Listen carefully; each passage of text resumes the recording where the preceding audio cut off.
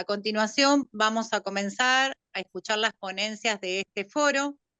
Al término de la exposición habrá un espacio de preguntas. Pueden escribir las preguntas en el chat.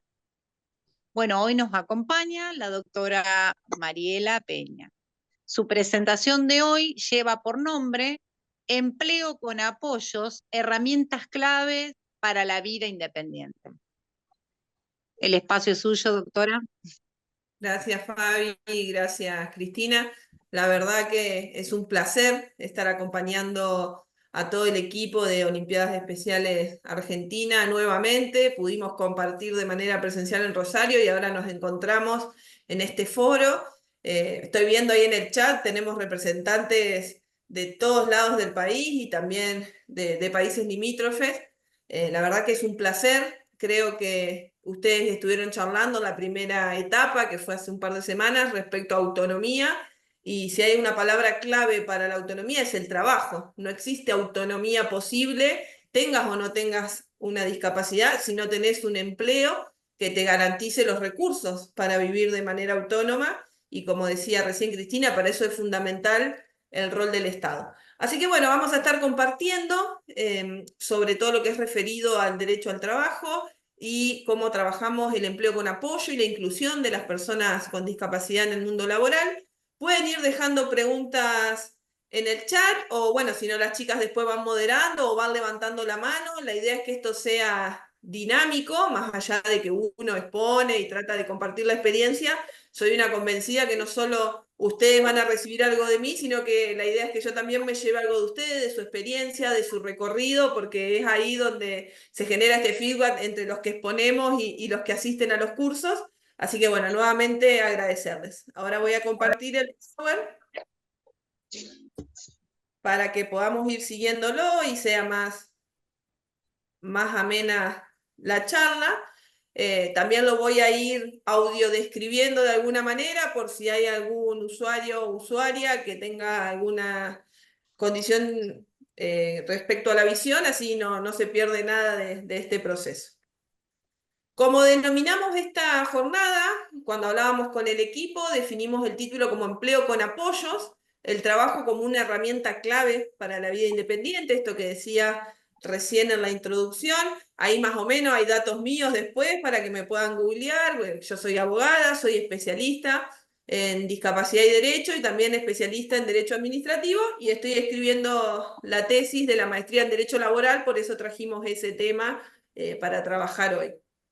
Como siempre, cuando arranco una charla me gusta partir de definiciones preliminares, ¿sí? De tener algunos conceptos claros todos para que sepamos de qué estamos hablando. Así como dijo Cristina, nuestra charla se va a basar siempre desde el modelo social, ¿sí? Del paradigma de los derechos humanos, y entonces en ese sentido necesitamos tener claro algunos conceptos para saber desde dónde partimos.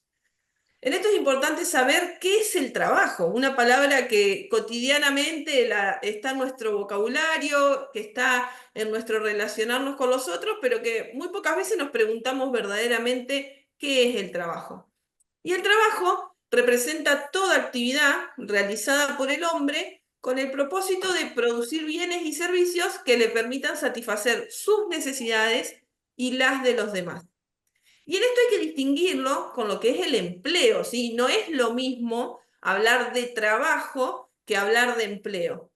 ¿Cuándo hablamos de empleo? Cuando se desarrolla una actividad para la cual una persona es contratada con el fin de que ejecute unas tareas específicas, y acá está la clave de la diferencia entre trabajo y empleo. Hablamos de empleo cuando hay una remuneración económica, es decir, cuando hay una contraprestación por esa actividad que yo realizo. ¿Por qué aclaro esto? Porque muchas veces, sobre todo en la evolución histórica que ha tenido nuestra sociedad, ha habido tareas que han sido trabajo, por ejemplo, cuando el trabajo de las mujeres en nuestras casas, las tareas de cuidado, muchas veces no han sido remuneradas económicamente, pero ha sido un trabajo. Por eso cuando se habla de la jubilación para las amas de casa, no es gente que no produjo, porque muchas veces se escucha esto por fuera del paradigma de derechos humanos. No, bueno, pero esa gente no aportó. En realidad, esas personas trabajaron, ejercieron un rol, ya sea el rol de cuidado, ya sea el rol de asistencia, ya sea el rol de llevar adelante la casa, pero no hubo una contraprestación dineraria por ese tiempo y por esa tarea que desarrolló. Pero estamos todos de acuerdo que eso es un trabajo. La diferencia entre trabajo y empleo justamente es esto, es que en el empleo una persona desarrolla una tarea y por esa tarea que desarrolla recibe una remuneración económica. Y después hay una nueva categoría, que es la de emprendimientos. Continuamente estamos escuchando hoy el surgimiento de emprendimientos y el desarrollo de políticas públicas para favorecer el emprendimiento. En este caso, un emprendimiento es el proceso de diseñar, lanzar y administrar un nuevo negocio que arranca como una pequeña empresa, como un pequeño emprendimiento justamente, que es ofrecer la venta de un producto, un servicio o un proceso. Hoy, mucha de nuestra economía está girando en torno a los emprendimientos.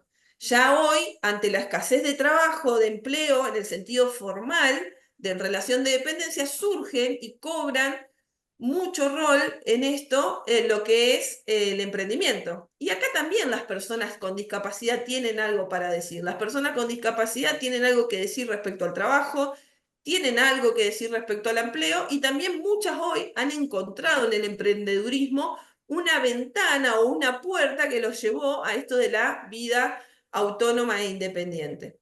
Yo ahora voy a dejar de compartir esta pantalla y les voy a compartir un video que va a ser el disparador con el que vamos a trabajar los temas que siguen. Así que yo ahora voy a compartir ese video y después de ese video charlamos. Compartirlo de nuevo, así sale con audio.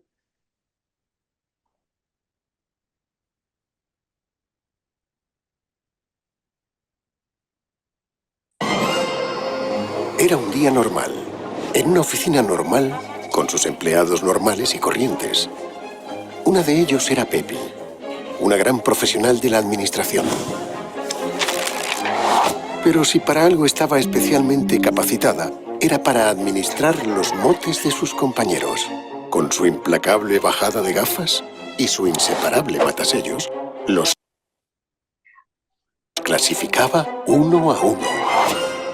La siempre tarde, la taladro, la patatas o el musiquitas, entre muchos otros motes que fui registrando. Y claro, su jefe no iba a ser menos. César, el señor Corbatas, ultimaba los detalles para incorporar ese mismo día un nuevo empleado.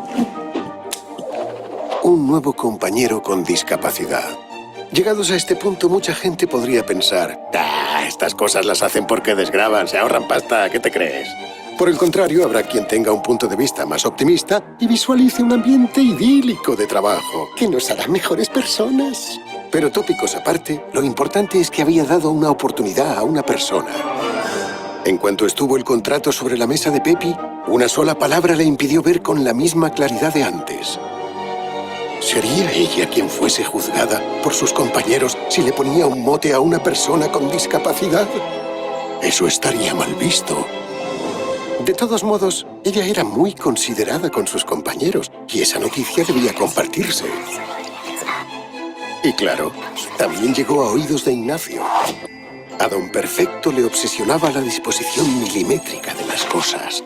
Todo debía estar bajo control siguiendo un orden establecido. Todo debía ser perfecto. Pero Pepi no había mencionado qué discapacidad tenía el nuevo compañero. E Ignacio empezó a imaginar posibilidades. ¿Y si se sentaba junto a él una persona en silla de ruedas? Con tan poco espacio chocaría con todo, desordenándolo. ¿Y si era una persona que no podía ver? ¿Cómo podría apreciar la perfección de su escritorio? Las cifras descuadrarían. ¡Vaya sangría decimal! ¿Y si fuera una persona sorda que hiciera ruiditos con la silla? No sería consciente de semejante alboroto. Todo aquello dejó preocupado a Ignacio, pero él no era el único. La noticia también dejó intranquila a Charo, conocida por su gran rigor aplicando la ley del mínimo esfuerzo. La reina del escaqueo pensó que aquella nueva incorporación les iba a dar más curro que otra cosa. no dejaría de lloverle la faena y, claro, aquello iba a afectar a sus adquiridos privilegios y a su puntualidad británica a la hora de salir del trabajo. La preocupación empezó a contagiarse por toda la oficina y el desconocimiento hizo que el miedo se apoderase de todos ellos. Pero poner cara a los miedos es la mejor manera de vencerlos. Laura, la empleada más esperada, podía trabajar perfectamente gracias a que la empresa había adaptado para ella su puesto de trabajo. Y estas modificaciones también permitían a Ignacio trabajar con tranquilidad. Mantener un espacio libre de colisiones era muy sencillo. Lo que no son sencillos son los inicios, pero con el tiempo los compañeros la fueron aceptando y disipando sus miedos. Era una trabajadora más haciendo su labor. Oh, vaya. Parece que al final Ignacio también había cambiado, porque ¿quién es perfecto en todo? Ah, claro, don Perfecto, cómo no.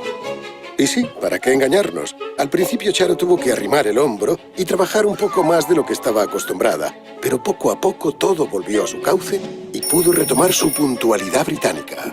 La valentía de su jefe al contratar un trabajador con discapacidad no les volvería necesariamente mejores personas, pero esta decisión sí hizo mejor la vida de una persona. Y esta solo es la historia de Laura. En muchas otras empresas ya se dio una oportunidad. En otras se está empezando a dar. Pero aún quedan muchos tipos de trabajo a los que acceder. ¿Y qué fue de Pepi? Al final parece que encontró un mote para Laura. Orgullosos, podemos decir que con el nombramiento de la despistada, en aquella jornada normal, de una oficina normal, con su gente normal, se había normalizado la discapacidad. Aunque esto es una ficción, hay una realidad detrás. Que no te paralice el miedo. Cambia tu punto de vista. Muévete y danos una oportunidad.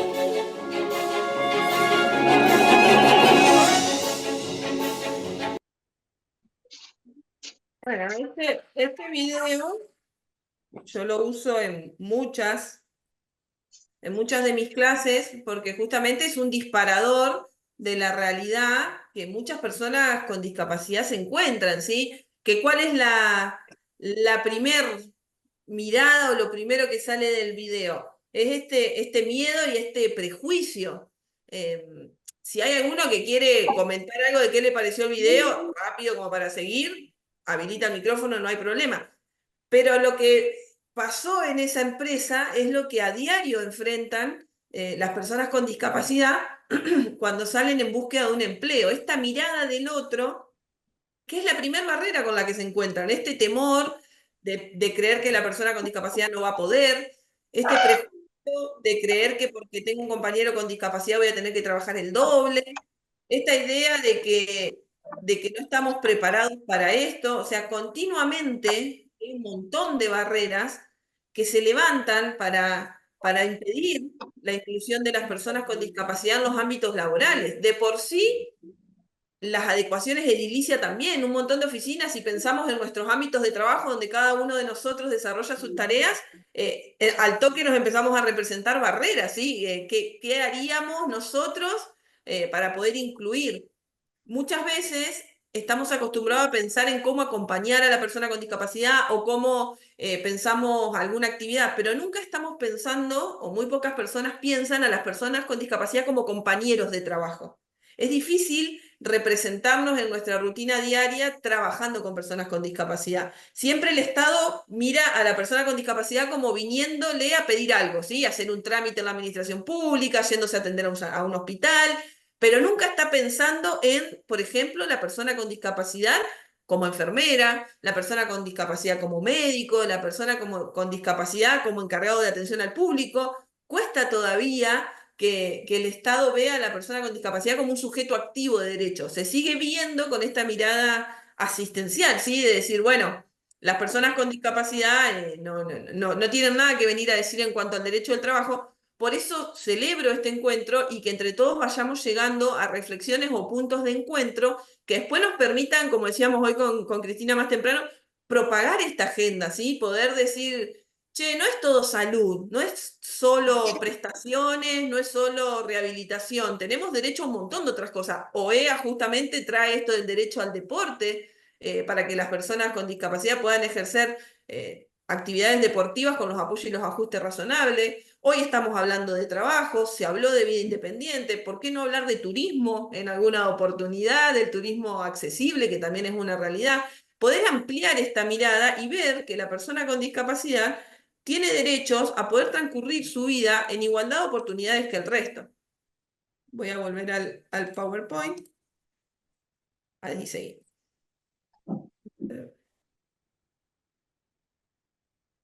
Y justamente la figura... ¿Alguien quiere hablar? No, bueno. Cualquier cosa, levantan la mano, no hay problema. Cuando hablamos de empleo con apoyo, cuando hablamos de empleo para personas con discapacidad, surgen estigmas, esto que veíamos en el video, surgen prejuicios, que por ejemplo las que yo marco acá o que se ven en el video son que contratar a personas con discapacidad es más costoso. Surge esto de decir, no, porque la persona con discapacidad como tiene alguna afectación de salud va a faltar más, porque va a estar más sometida a tratamientos médicos, lo cual totalmente es un estigma y es un prejuicio. Solo pueden realizar tareas de servicios generales o administrativa básica. Eso también es un estigma que vemos a diario. ¿Para qué se contrata a la persona con discapacidad? Y generalmente se le buscan tareas de este estilo, administrativas o de servicios generales. Nunca se piensa que el gerente puede ser una persona con discapacidad. Nunca se piensa que el jefe de equipo puede ser una persona con discapacidad. Siempre se les buscan tareas menores, por decirlo de una manera, o de baja responsabilidad, porque no se cree que la persona con discapacidad pueda. Y otro estigma muy grande, esto de que son una carga para el equipo, ¿sí? Como que si sumamos una persona con discapacidad al equipo, va a bajar el rendimiento. Si sumamos una persona con discapacidad al equipo, va a hacer que los compañeros tengan que trabajar más para suplir esta discapacidad. Entonces yo me preguntaba cuando preparaba la clase, ¿qué otros prejuicios le parecen a ustedes? Y acá dejo abierto para los que quieran opinar. ¿Qué otros prejuicios le parecen que aparecen en estas situaciones cuando las personas con discapacidad concurren a un trabajo o están en la búsqueda de un trabajo? ¿Qué otros prejuicios le parece a usted que andan dando vuelta? Sin vergüenza, no hay respuestas correctas o incorrectas. Y a mí me parece, Mariela, que por ahí es el tiempo que va a llevar para capacitarlo, para que entienda la rutina laboral, también eso es como un prejuicio, ¿viste? Va a entender cuál es la mecánica del trabajo, nos va a llevar el doble, el triple de tiempo que le agarre la mano al trabajo, también esa es una realidad, ¿no? De que no muchos tienen esta cuestión de, no sé si llamarle paciencia, ¿no? De adaptar a los tiempos de una persona con discapacidad para que, no solamente una persona con discapacidad, cualquiera que arranque un trabajo nuevo lo puede tener, ¿no? Pero puntualmente en una persona con discapacidad pasa eso, decir, uy, che, pero ¿y cuánto tiempo le va a llevar agarrarle la mano a este trabajo o lo va a hacer a la perfección? Eso también es otra cuestión, me parece. Tal cual. Sí, sí, y pareciera que por ser una persona con discapacidad se le pide más que al resto. Esto que vos decís, Fabi, cuando nosotros nos fuimos a entrenar o presentar para un trabajo, nadie se preguntó en cuánto tiempo lo íbamos a lograr o nadie pensó que íbamos a generarle mayores demoras. Ahora, automáticamente cuando ven una persona con discapacidad postulando, es como que ese prejuicio es lo primero que se viene a la cabeza, es decir, bueno, ¿y en cuánto tiempo se va a volver productiva para lo que dice la lógica hoy del mercado? En cuanto a productividad. Tal cual, es un prejuicio que es el primero que surge. ¿Alguien más se le ocurre otro? Sí, acá en el chat hay algunos, ¿eh?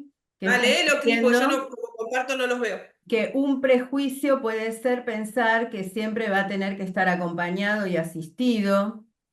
Analía también dice hay que ayudarlo siempre o hay que vigilarlo, Tal ¿no? cual. Como otras ideas que fueron Es surgiendo acá. verdad. Ese prejuicio de que la persona con discapacidad siempre tiene que estar acompañado. Lo charlábamos en el encuentro presencial en Rosario, esta idea del cuidado permanente, esta idea del curador, como se hablaba antes, supliendo, poniéndose por arriba de la persona con discapacidad y supliendo su voluntad. Eso siempre vuelve a atravesarnos y va en contra de lo que hablamos de apoyo, que es otra cosa. El empleo con apoyo, lo vamos a charlar ahora en un rato, van a ver que no siempre implica que haya un otro al lado ayudando en la tarea. Pero Acá hay, siempre me gusta... Sí, acá hay decime. otro de Verónica, que parece que es de Brasil, ¿no? Verónica, si mal lo entiendo. Y nos dice, pienso que un prejuicio es el de la lástima y por eso se le pueden restringir tareas, como que esté ahí, pero no darle una tarea específica. Tal cual, Como el eso pasa ninguneo, siempre. ¿no? Que es terrible.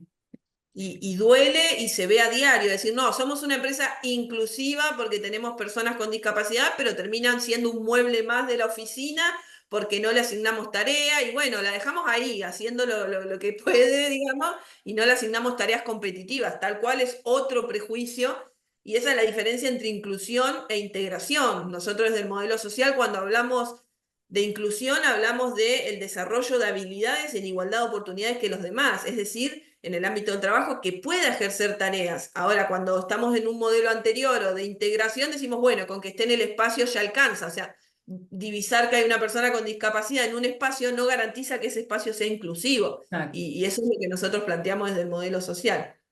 Acá también comenta Eduardo, es muy importante que la persona incluida sienta el apoyo de sus compañeros.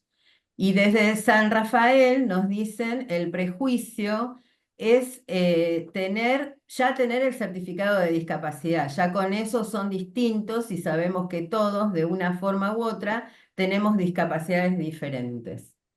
Sí, también hay un prejuicio ahí en torno a qué rol cumple el certificado de discapacidad. Nosotros del modelo social comprendemos que el certificado de discapacidad es una herramienta y es un documento administrativo como lo es el DNI, como lo es el pasaporte, como es la partida de nacimiento, como cualquier documento que uno tiene. Uno cuando entra a trabajar presenta su documento nacional de identidad, pero después no anda todo el día con el documento en la frente diciendo soy Mariela Peña, este es mi DNI. Bueno, tenemos que sacarle el estigma al certificado de discapacidad y decir, bueno, la persona lo presentó cuando ingresó, pero eso no le pone un rótulo y lo determina. En realidad es un documento administrativo, al igual que otros, que se constituyen una herramienta que es necesaria para un montón de cosas, pero que en ningún caso define a la persona. O sea, tenemos que romper con esa idea y entender que es un elemento más, como por ejemplo mi título de abogada, que es un trámite administrativo y yo no ando con el título todo el día, lo tengo y cuando lo tengo que presentar, lo saco, lo presento y cuando no, está guardado en mi casa. Bueno, acá Sí, también de Santiago del Estero nos dicen, un prejuicio es que va a vivir faltando, vivirá enfermo, algo de lo que sí, vos es lo que decíamos comentabas al hoy. principio.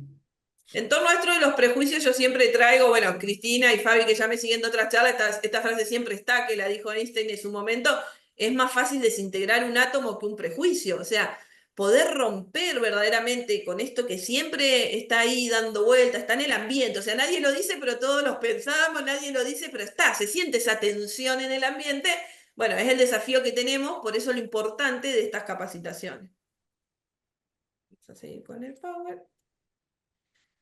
Yo les traigo, no los vamos a leer mucho porque vamos a perder mucho tiempo. Después ustedes desde Olimpiadas le van a facilitar a los que quieran el material, lo piden y les llega para que tengan como una ayuda a memoria. Pero hay un montón de tratados internacionales que hablan del derecho al trabajo y que es bueno que ustedes por lo menos los conozcan, que sepan que están, que esto no es una idea que se nos ocurrió a Cristina, a Fabi, a mí y a la OEA, sino que los derechos de las personas en sí, los derechos de las personas con discapacidad están consagrados en un montón de tratados internacionales. Acá yo traigo en primer lugar la Declaración Universal de los Derechos Humanos, ¿sí? Que habla que todas las personas tenemos derecho al trabajo, a la libre elección del trabajo, a que tenemos derecho a poder prestar tareas sin discriminación alguna y que se tomen todas las medidas adecuadas para que se permita esta inclusión, que todos tenemos derecho a una remuneración equitativa y satisfactoria, es decir, igual remuneración por igual tarea. Esto sabemos que es una realidad que no se da, por ejemplo, en hombres y mujeres, no cobran lo mismo aún hoy los hombres que las mujeres, no llegan en las escalas jerárquicas en capacitaciones, en poder concursar y ocupar puestos jerárquicos, llegan más los hombres que las mujeres. Esto es una realidad.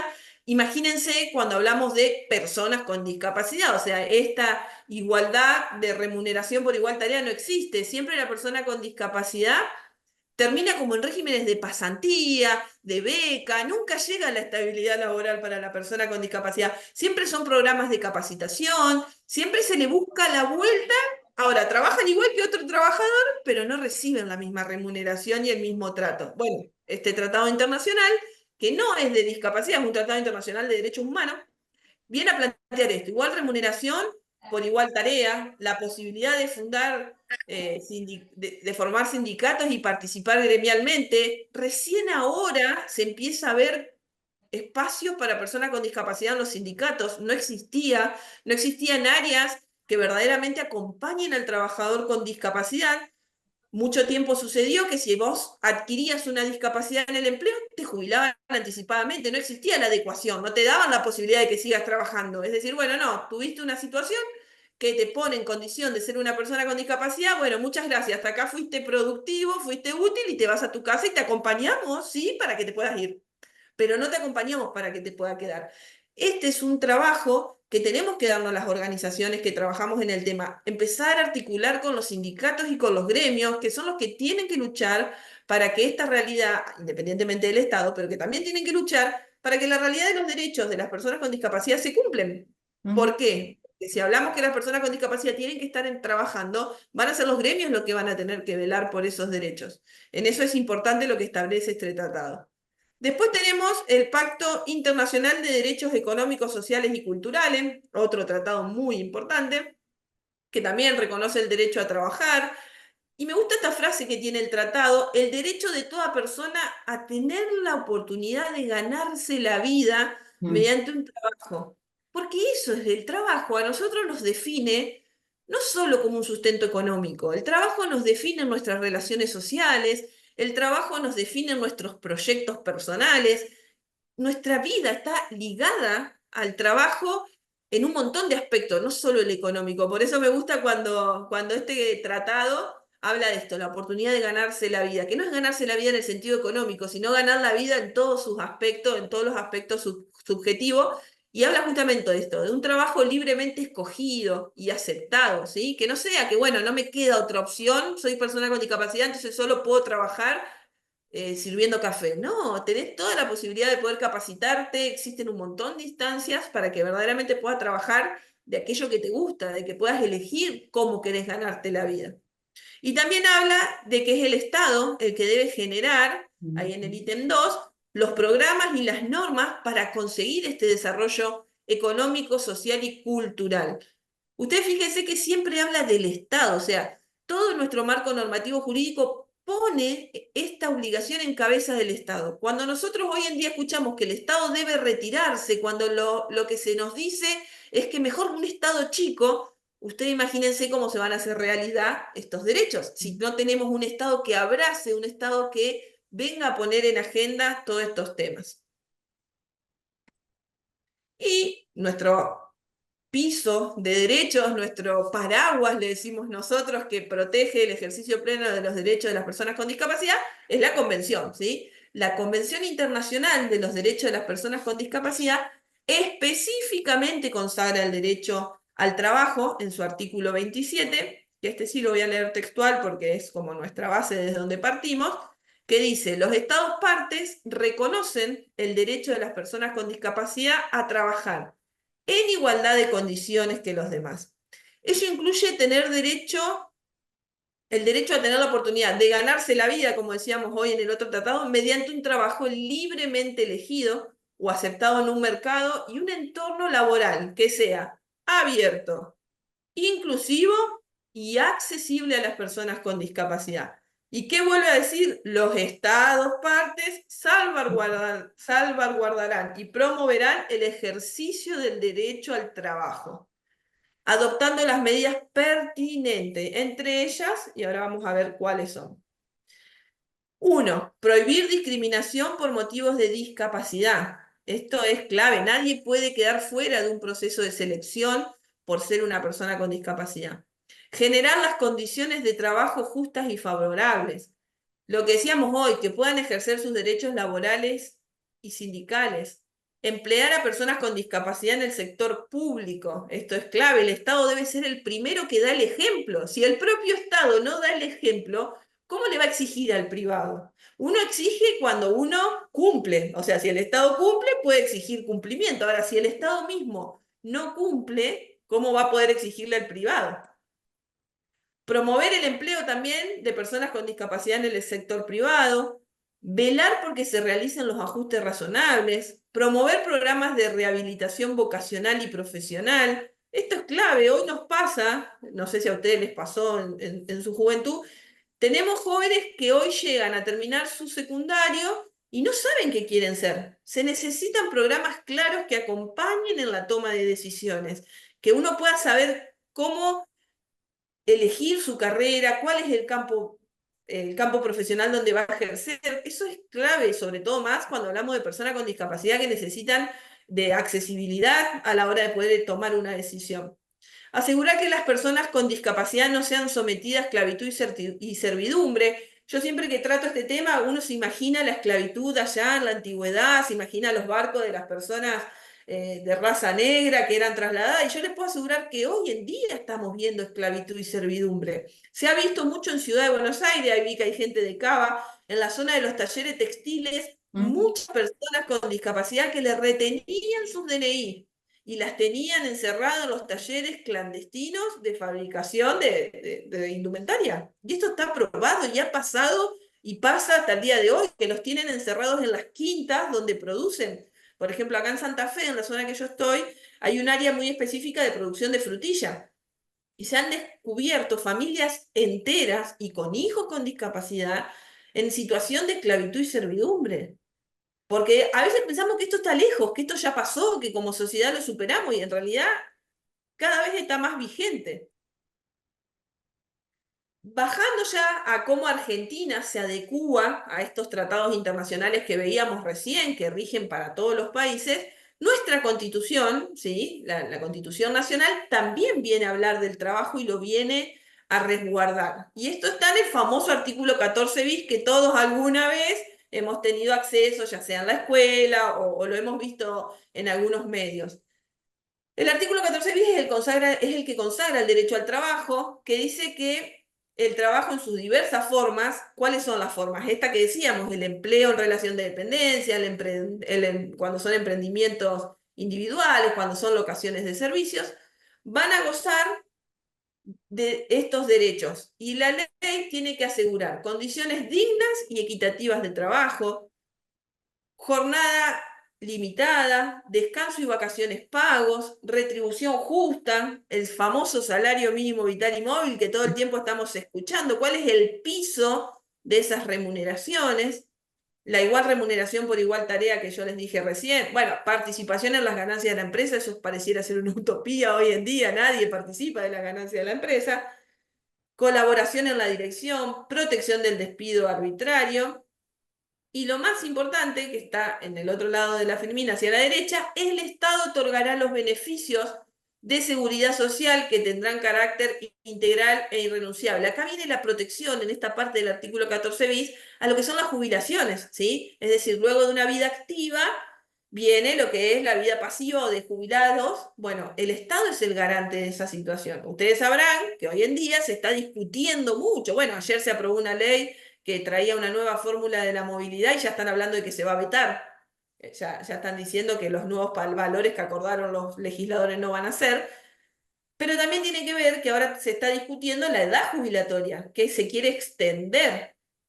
¿Por qué? Porque es una decisión de política pública. Entonces, es el Estado el que debe velar para que estos derechos se cumplan y bueno, según la postura que tenga el Estado y el paradigma en que se pare, es cómo va a ir legislando esos temas. Por eso es importante que ustedes sepan qué dice la Constitución, para después, cuando escuchamos la tele, es constitucional, es inconstitucional, vienen por todo. Bueno, hay un sustento jurídico desde el cual nos basamos. También nuestra Constitución, en el artículo 75, inciso 23, va a hablar de lo que nosotros llamamos las medidas de acción positiva, ¿sí? establece que el Poder Legislativo, a través del Congreso, va a sancionar leyes que establezcan acciones positivas para que esta realidad del derecho al trabajo se concrete, ¿sí? Porque ¿cómo el Estado lo va a garantizar? Bueno, son con las medidas de acción positiva. Un ejemplo es el cupo laboral para personas con discapacidad, ¿sí? Que es una obligación que tiene el Estado de, en todos sus niveles, emplear a personas con discapacidad. Hoy ese porcentaje es el 4% por ley, es decir, que el 4% de la planta de la administración pública deberían ser personas con discapacidad. Sabemos que eso hoy no se cumple, al contrario, ha habido despidos masivos y en esos despidos han despedido a personas con discapacidad, por lo cual el porcentaje aún ha bajado más. ¿Quiénes están obligados a cumplir con este cupo? Porque siempre todos dicen, ¿quién es el obligado? Es como que yo no soy. Todos se corren a ver a quién le toca, a quién no le toca. Bueno, según la ley, le toca al Poder Ejecutivo Nacional, con todos sus ministerios y toda su estructura, el Poder Judicial de la Nación, otro lugar clave donde también se debe respetar el cupo, el Poder Legislativo. Ustedes imagínense que el propio Poder Legislativo que crea las leyes y que creó la ley de cupo, no cumple la ley de cupo. Las organizaciones del Estado, las empresas del Estado también. Y esto es importante, las empresas privadas que son concesionarias de servicios públicos. Esto es clave porque acá estamos hablando, por ejemplo, en Cava, de la empresa de subtes, debería también cumplir ahí, las empresas de colectivo, las empresas que dan energía, las empresas que dan agua, todo lo que tiene que ver relacionado a servicio público, aunque sean privadas, como están contratando y el Estado le está cediendo esta concesión para que puedan ejercer esta tarea, tienen que cumplir con el cupo laboral. Ustedes se imaginarán, pienso los que son de Cava, jamás vieron una persona con discapacidad en los subtes, manejando o trabajando en las boleterías, no se ve en las empresas. Pienso, Fabi, en la EPE, vos que tenías, no hay muchas personas con discapacidad en la EPE trabajando, poco y nada. Entonces vemos que en realidad tenemos una ley, pero ni siquiera la cumple el propio Estado. Entonces, ¿cómo el Estado le va a ir a exigir a ese privado?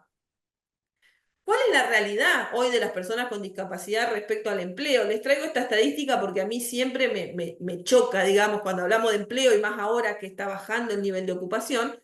Según las estadísticas de la Agencia Nacional de Discapacidad, solo el 14% de los hombres con discapacidad que podrían estar trabajando han encontrado trabajo. O sea, que hay un 86% que no está trabajando. ¿Y qué está pasando con esas personas? Eso es lo que yo me pregunto. O sea, ¿quién está cuidando por ese 86% de los hombres con discapacidad que deberían estar trabajando y no lo están haciendo? Y miren cómo es en el caso de las mujeres, esto que hablamos de las asimetrías, que en las mujeres todavía se incrementa más, solo el 9% de las mujeres con discapacidad en edad laboral están trabajando. O sea que hay un 91% de mujeres con discapacidad que podrían estar trabajando y hoy están afuera. La pregunta es, ¿cómo está sobreviviendo ese grupo, tanto de hombres y mujeres, que no están consiguiendo este empleo y este acompañamiento? Eso es lo que nos tenemos que preguntar y es hacia donde debemos reclamar y militar en el buen sentido de la palabra, no político-partidario, sino en el sentido de militar por estos derechos humanos y estos derechos sociales que son para todos. Ahora, ¿cómo hacemos efectivo el derecho al trabajo? Ustedes vieron que, yo les decía recién que en la convención están en el lugar, el artículo 27 es el derecho al trabajo, es decir que hay 27 artículos antes que hablan de otras cosas. Y esto no es casual, porque por ejemplo, en el artículo 25 y 26 está consagrado todo lo que es el derecho a la salud. ¿Y por qué está ahí? Porque no va a haber trabajo si no hay salud antes. Si nosotros no garantizamos el acceso a la salud de las personas con discapacidad o de las personas en general, no va a llegar a trabajar porque no va a estar en condiciones físicas de llevar adelante la tarea del trabajo. Y antes del 27 y del 25 y 26, que es salud, en el artículo 24 va a hablar de educación. Necesitamos profundizar lo que es la educación inclusiva y de calidad, porque si nosotros a la persona con discapacidad no le garantizamos el acceso a la salud y no le garantizamos el acceso a una educación inclusiva, no va a llegar nunca al artículo 27. Si no pasó por el 24, si no pasó por el 25 y por el 26, no va a llegar. Una persona que no tiene satisfechas las necesidades básicas como la educación y la salud, no va a haber trabajo posible, porque no va a estar calificada para el mundo laboral. ¿Y ahí qué pasa? Todas las personas que no están calificadas, a lo sumo y con suerte van a llegar a un beneficio social como una pensión, de la cual sabemos que hoy, que vale 270.000 pesos con el bono, está muy por debajo de la línea de pobreza. Entonces es clave que exijamos que veamos todo interrelacionado. No podemos hablar de derecho al trabajo si no hablamos de esto. No podemos hablar de cómo incluimos a las personas con discapacidad si no garantizamos educación y salud. Por eso todo está interrelacionado. Y por eso es el compromiso que tenemos que asumir todos en trabajar en esa línea. Y acá viene la vedette. ¿Cómo hacemos para que el 24, el 25, el 26 y el 27 se hagan una realidad? Necesitamos de políticas públicas. ¿Y qué son? Porque escuchamos todo el tiempo la palabra políticas públicas y a veces tiene una connotación negativa en lo que escuchamos en la tele, en lo que vemos en Instagram, en TikTok. Y en realidad las políticas públicas son el conjunto de objetivos y decisiones y acciones que lleva a cabo un gobierno para solucionar los problemas que en un momento determinado los ciudadanos y el gobierno consideran prioritarios. Entonces, ¿qué sería nuestra materia que es discapacidad o inclusión? Bueno, si queremos saber si hay políticas públicas, tenemos que analizar qué objetivos, decisiones y acciones está llevando a cabo el gobierno de turno, que estemos analizando, pongámosle el de ahora, para garantizar la accesibilidad de las personas con discapacidad al trabajo. Eso es lo que nos tenemos que preguntar cuando analizamos un gobierno, ¿sí? No alcanza con un eslogan. Tenemos que chequear y revisar cuáles son los objetivos, las decisiones y las acciones que se lleva a cabo para garantizar el acceso a la salud, a la educación y al trabajo, que son los 3 pilares para la vida autónoma.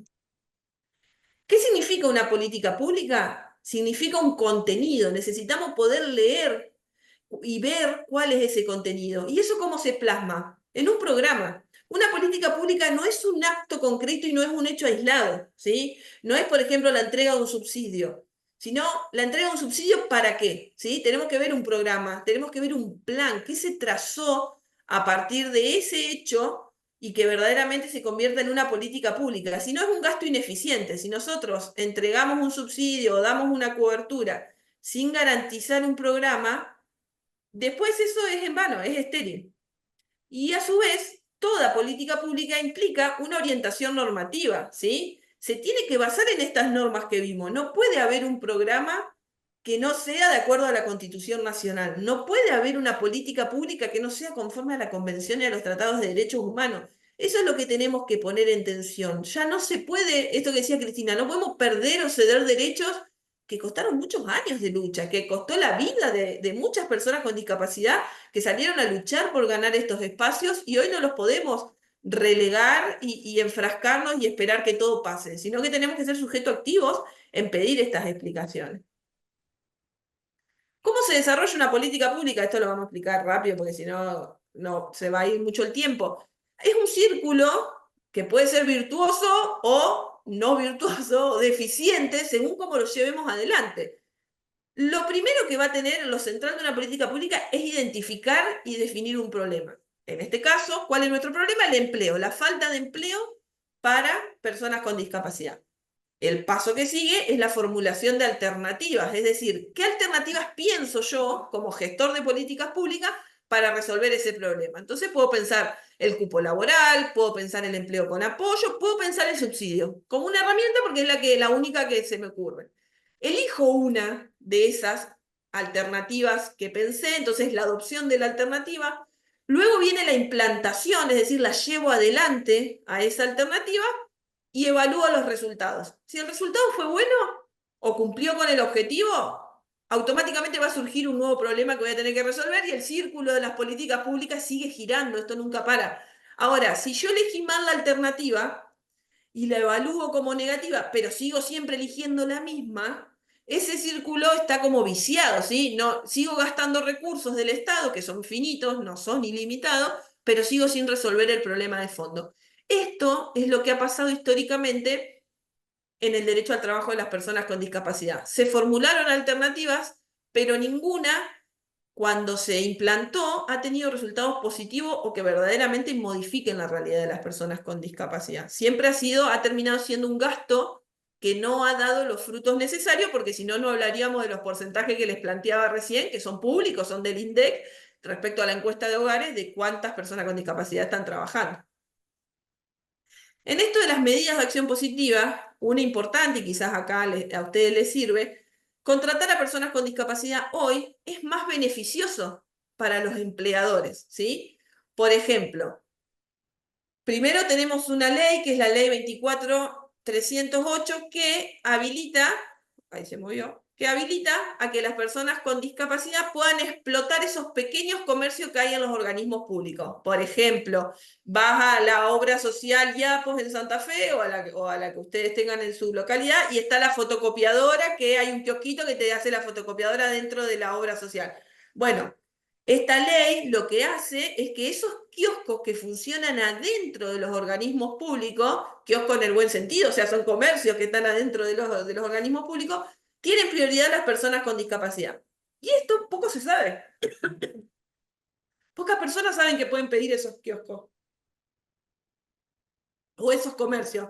Por ejemplo, en tribunales normalmente hay cafeterías, en las facultades están las fotocopiadoras, las cafeterías, todos esos son lugares públicos, ustedes represéntense eso. En los hospitales hay cantinas, en los organismos públicos también hay kioscos. Bueno, esta ley, la 24.308, que hay que trabajarla un montón, nos da prioridad que nosotros vayamos y digamos, bueno, esta concesión la necesitamos nosotros. Desde OEA queremos trabajar para juntar fondos, bueno, nos los tienen que dar, porque esta ley nos da prioridad a la hora de esas concesiones, y muchas veces no se conoce, y pocas veces las personas con discapacidad verdaderamente pueden ocupar estos espacios.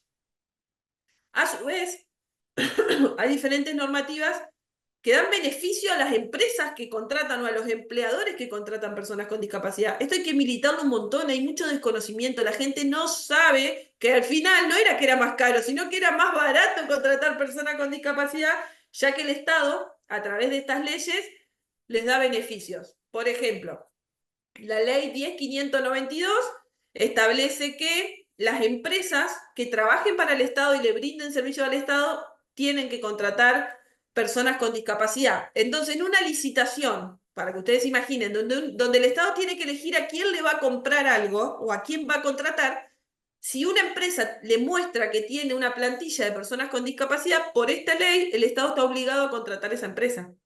Y eso no se sabe. Entonces, si las empresas tuvieran personas con discapacidad contratadas, les permitiría a la hora de ir a estas licitaciones o concursos de precios, ganarlas, porque los ganan por tener personas con discapacidad en su plantilla. Los ponen en una mejor posición a la hora de que el Estado deba elegir.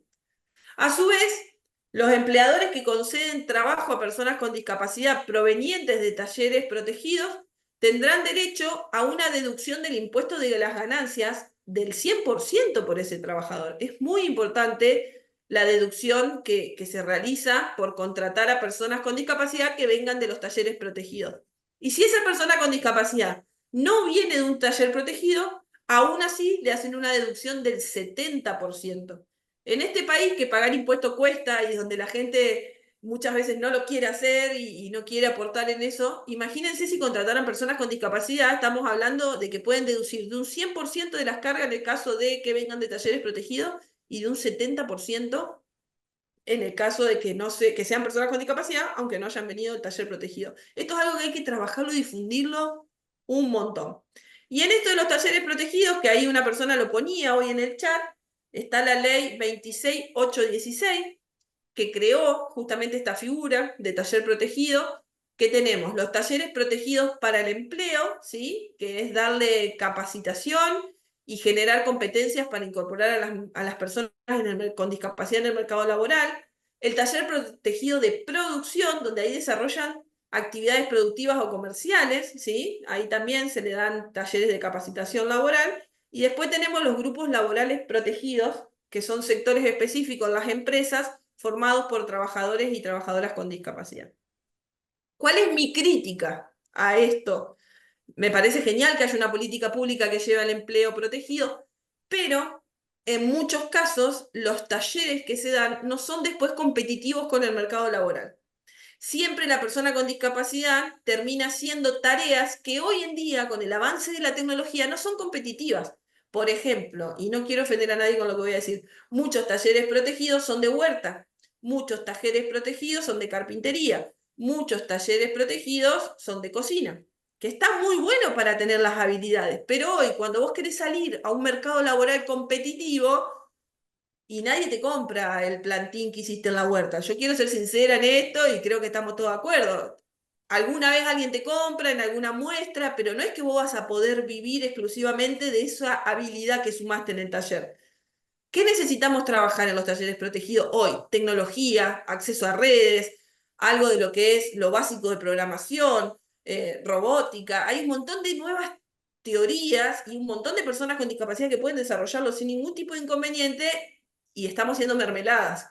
Que no está mal hacer mermelada, no quiero decir que está mal que el taller protegido haga eso, pero sí creo que tenemos que avanzar en talleres protegidos competitivos, que verdaderamente lo que la persona aprendió, sea un oficio, o sea un servicio, o sea una profesión, lo que sea que aprenda en el taller protegido, verdaderamente sea competitivo en el mundo laboral, que verdaderamente le genere un plus. Si no, estamos rozando el modelo anterior, que no es el modelo social. Es todas las personas con discapacidad en un mismo espacio aprendiendo a hacer algo.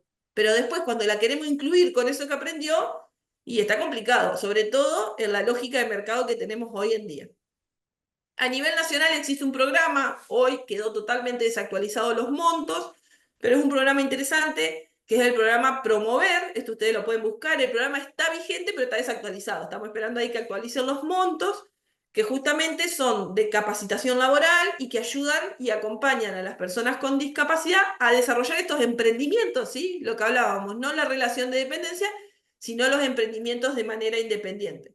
Este programa está vigente, no lo sacaron, pero bueno, tienen que actualizar un poco ahí los montos porque quedó muy lejos de lo que se necesita hoy para llevar adelante un emprendimiento. Y acá viene la vedette de todo lo que es el empleo de personas con discapacidad y lo que hoy está vigente desde el modelo social. Esto es lo que con Cristina, con Fabi, cuando hablamos, este es el modelo que nosotros queremos, que es el de empleo con apoyo. Esta es la figura, que es un método de inclusión laboral que ofrece oportunidades de empleo a las personas con discapacidad a través de apoyos individualizados, ¿sí?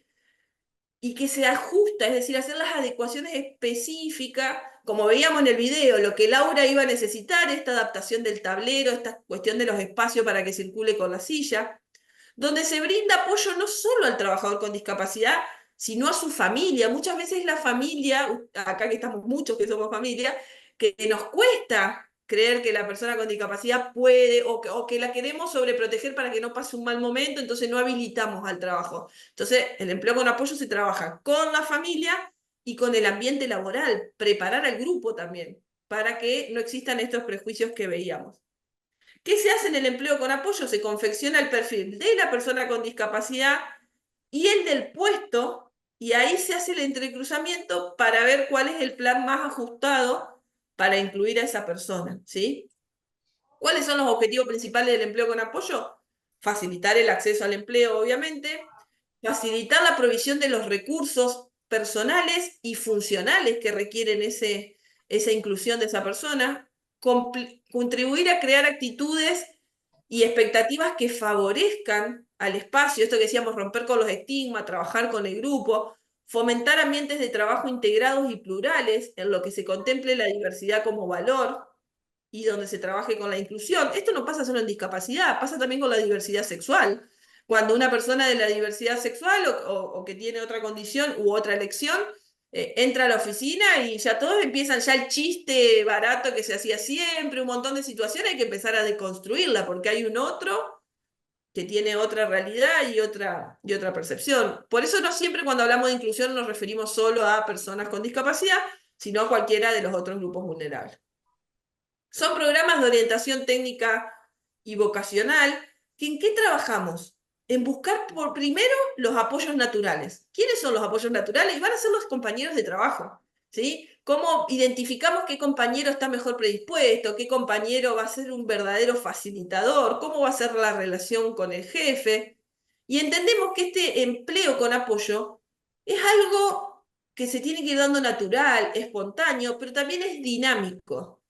Y es esto que decía Cristina hoy y que salía del prejuicio. No siempre va a implicar que haya una persona física siendo de apoyo. Quizás en un primer momento sí, quizás después ese apoyo se retira porque la persona ya se incluyó, ya se integró y no tiene ningún problema, o quizás después tiene que volver ese apoyo, entender que la discapacidad es algo dinámico, ¿sí? Y que los sujetos somos algo dinámico. Ahora que se discute si el certificado de discapacidad se tiene que renovar o no, yo particularmente, esta va a ser mi opinión, yo estoy de acuerdo con que sí se tienen que hacer las evaluaciones. ¿Por qué? Porque el sujeto cambia. Un diagnóstico puede no cambiar, pero todos nosotros cambiamos. Todos los días estamos cambiando, todas nuestras necesidades mutan todo el tiempo. A veces mejoramos nuestra condición, a veces no, necesitamos otros apoyos. Entonces, si creemos que un diagnóstico es lo que nos define y que el diagnóstico no cambia, ahí sí, dejemos el certificado para toda la vida. Pero cuando nosotros desde el modelo social creemos que el sujeto sí cambia, que la persona evoluciona, que los apoyos no son los mismos, que se necesita hacer adecuaciones constantemente y que esto es dinámico, ahí estamos de acuerdo con que las situaciones deban ser reevaluadas. Yo en lo particular planteo es que no hay que evitar la renovación, sino que hay que hacer que la renovación sea accesible y fácil. El problema no estaba en evaluar, era la manera en que estábamos evaluando. Entonces, no evaluar y no ajustar, en el sentido de realizar ajustes razonables, no es la opción. La opción es generemos un sistema que sea ágil, como nos pasó cuando el DNI. Cuando yo era chica, si perdía el DNI, mi mamá me mataba. Ustedes acordarán, el DNI libreta, vos lo perdías y era la muerte. Ahora vos hoy sacás DNI todo el tiempo, no hay problema. Bueno, ¿por qué no trabajar en accesibilizar el acceso al CUT y no decir no vence, sino vamos a generar una política pública, esto que hablábamos, una política pública que garantice que todos lo podamos tramitar, aquellos que lo necesiten, y que sea algo ágil y dinámico? ¿Y desde cuándo empieza el empleo con apoyo? Y esto ya es desde el proceso de selección y del ingreso, ¿sí? No es que, bueno, tenemos que esperar a ver cuándo entró. No. Debemos trabajar en procesos de selección e ingresos que sean inclusivos, que ya se tengan en cuenta los apoyos que requiere la persona para que pueda entender y realizar ese proceso de selección, y que se debe realizar desde el mismo momento de la inscripción para cubrir el cargo, ¿sí? No esperemos a que después nos enteramos que tenía discapacidad. Trabajemos desde entrada en que todos se puedan anotar y en que en igualdad de condiciones puedan concursar. ¿Qué tenemos que hacer para eso? Analizar la documentación, incluido el certificado de discapacidad, evaluar los antecedentes curriculares y laborales. Por eso hablamos de educación y salud. Si no tiene antecedente educativo, si no pudo lograr los estándares mínimos, y es difícil que consiga trabajo. Hacer una evaluación técnica para identificar cuáles son los apoyos y las ayudas técnicas que va a necesitar. Entrevistar y hacer las entrevistas con un equipo interdisciplinario. Se sugiere el terapeuta ocupacional, que es quien hace esas adecuaciones, y hacer una evaluación psicotécnica, funcional y psicológica para ver cómo hacemos esas adaptaciones y que la persona pueda incluirse sin ningún tipo de inconvenientes. En lo personal, para mí esto se debería hacer con todos los trabajadores, no solo con las personas con discapacidad, porque no todos trabajamos de la misma manera, no todos nos relacionamos de la misma manera. Se necesita empezar a hablar del empleo con apoyo para todos, porque no todos trabajamos igual. Entonces deberían existir en los ámbitos laborales equipos interdisciplinarios que trabajen con todos. No solo que la persona con discapacidad pase por todo este proceso y los otros no.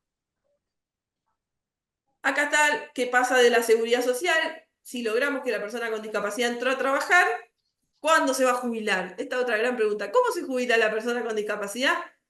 Nuestra ley expresamente lo contempla, que es la ley 2475, y establece que tiene que haber una incapacidad laboral, que no es lo mismo que la discapacidad, que tiene que ser mayor al 33% durante los últimos años. Esto se hace en las comisiones médicas, que dependen de la Superintendencia de Riesgo del Trabajo. Ustedes van, piden en ANSES esta jubilación y los van a hacer pasar por una junta médica. ¿Y quiénes se jubilan? 45 años si trabaja en relación de dependencia, 50 años si sos trabajador autónomo, hoy, porque hoy se está discutiendo todo esto, hoy es esto, y tiene que haber tenido 20 años de aporte. O sea, se bajan los requisitos que normalmente para una persona sin discapacidad son 30 años de aporte y 60 años para la mujer y 65 años para los hombres. Bueno, en el caso de las personas con discapacidad, se baja este requisito de edad a 45 años en relación de dependencia y 50 años en autónomos y 20 años de aporte. Esto es importante que lo sepan. Si alguno es una persona con discapacidad y ya cumple estos requisitos, puede ir a ANSES, no necesita contratar un abogado y hace su jubilación antes que le cambien la ley. Eso es lo importante, lo que estén en condiciones, vayan presentando el trámite. Ya. Ahora sí, agradecerles y bueno, quedo para preguntas.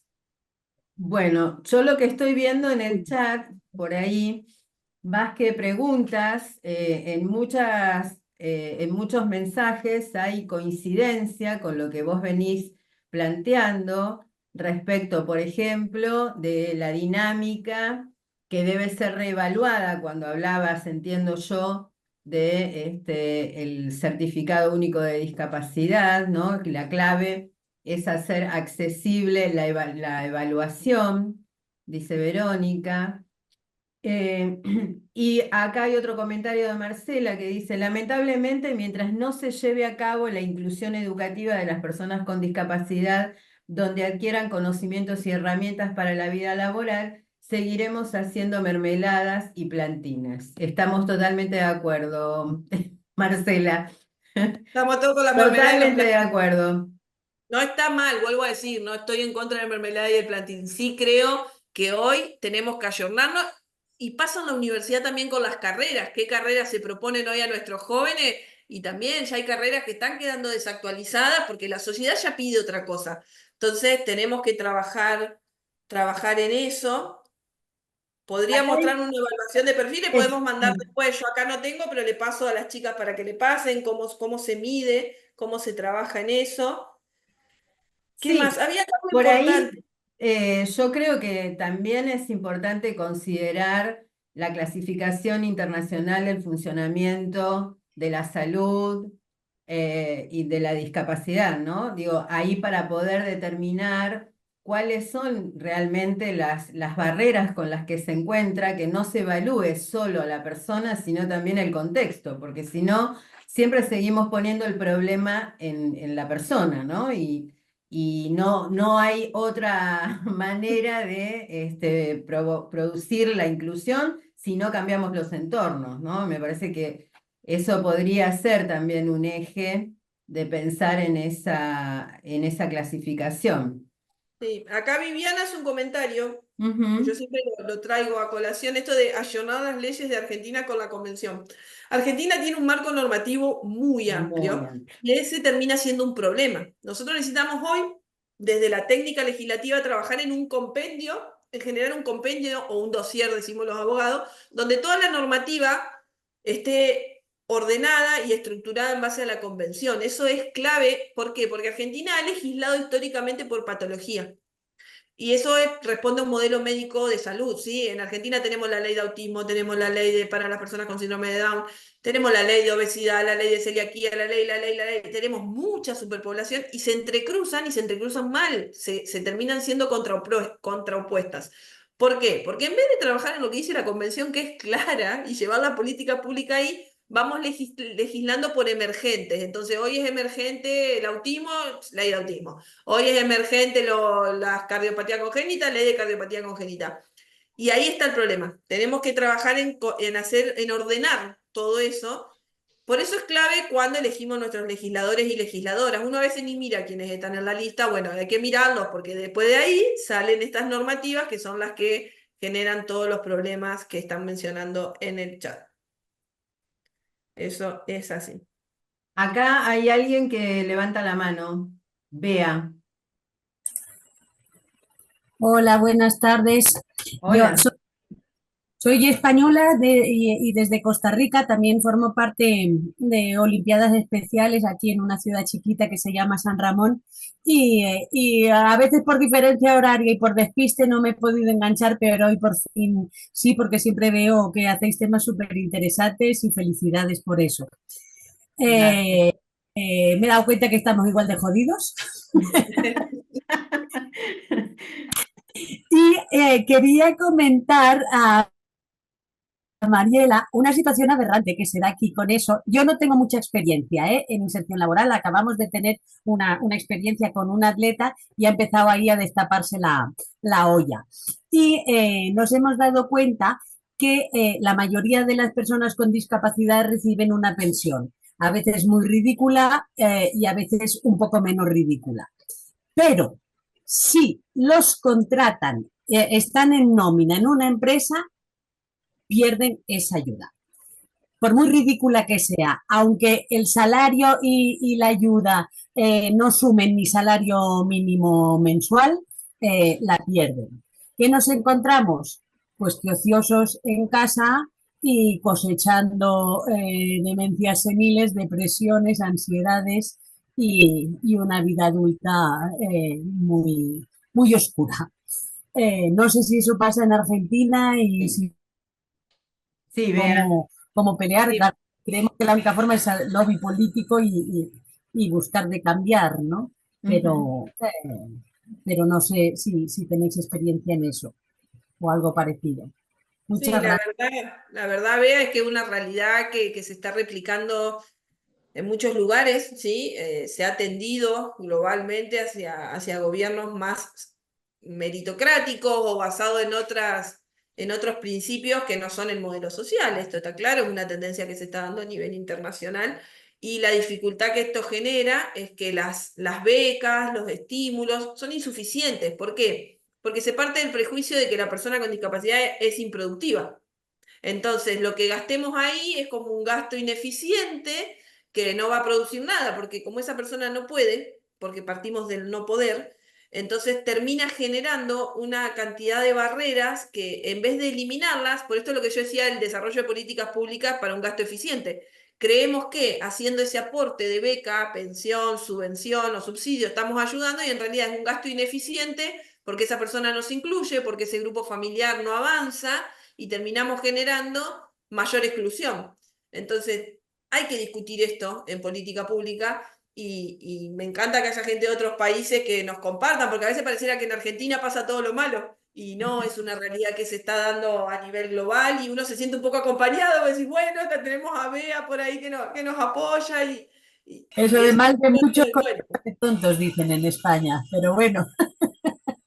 es así. Sí, yo creo que algo de lo que dice Bea es lo que por ahí muchas veces escuchamos de parte de las familias también, ¿no? El temor a perder justamente esa pensión.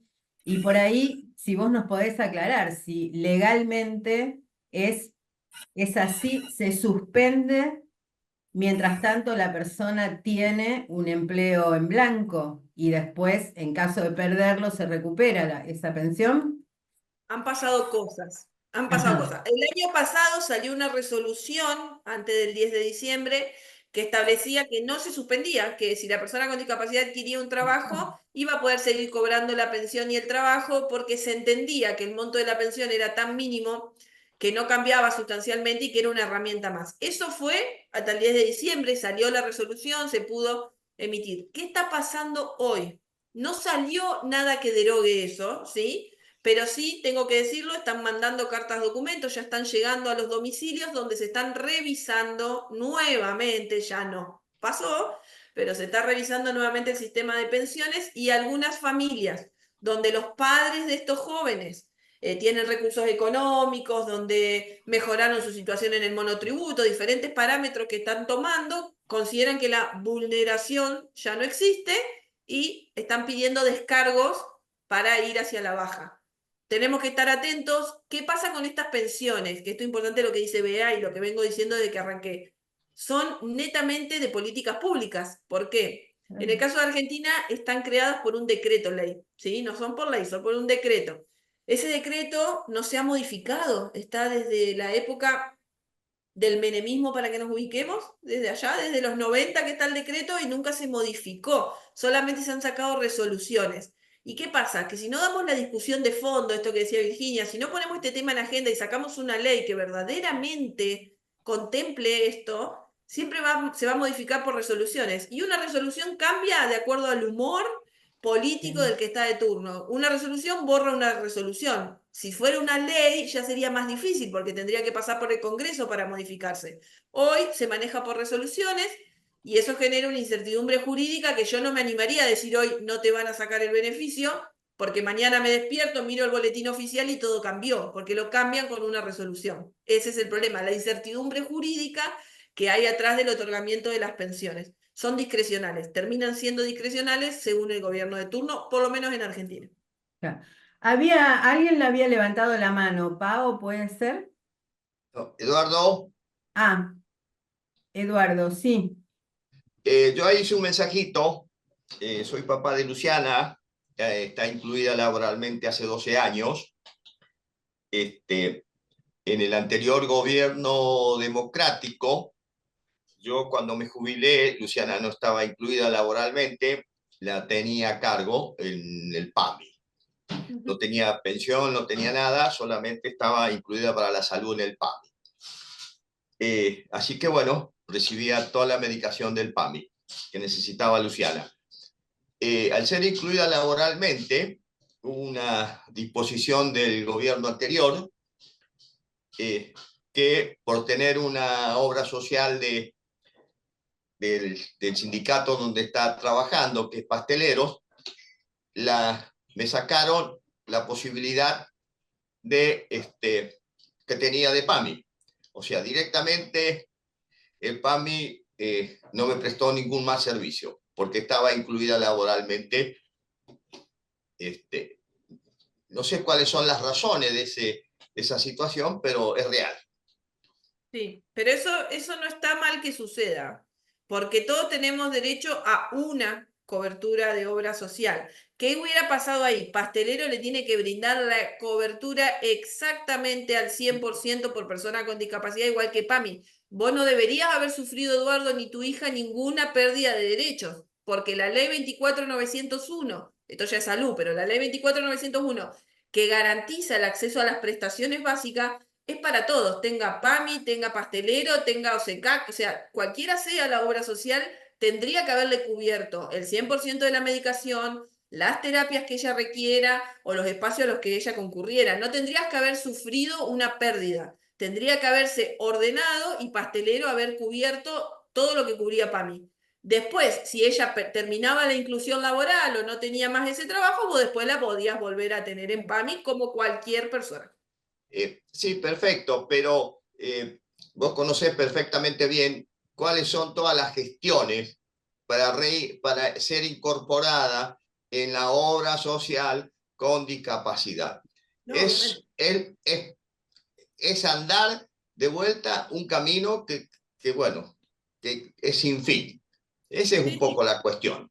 Y ahí el problema está en que las políticas públicas no son claras porque te dicen que tenés que tener una, lo cual está bien y es lo que corresponde, pero no te ayudan en el proceso de la transición y no está el Estado diciéndote, bueno, no es más para mí, es pastelero, pero yo te voy a acompañar para que ese proceso sea lo más accesible posible y no te pase lo que te pasó. Porque también para que ustedes tengan en cuenta algo, esto de salud es otro tema, pero quien paga las prestaciones de salud termina siendo el Estado, sea que lo haga a través de PAMI o a través de pastelero, se paga a través del fondo de redistribución en el cual aportan el Estado y las obras sociales.